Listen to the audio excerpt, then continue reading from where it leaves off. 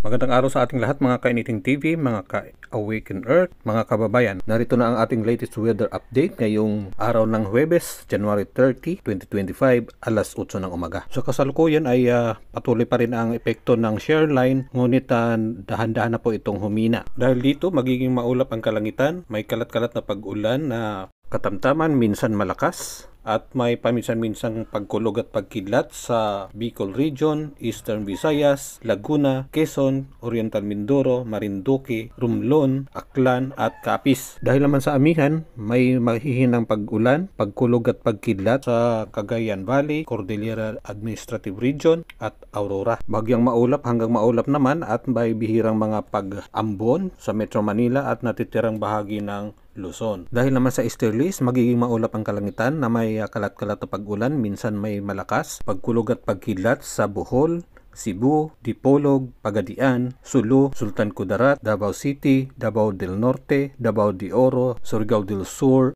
Surigao City at Southern Palawan. Maganda naman ang panahon sa natitirang bahagi ng bansa na may paminsan-minsan lang po mga pag-ambon, pagkulog at pagkidlat.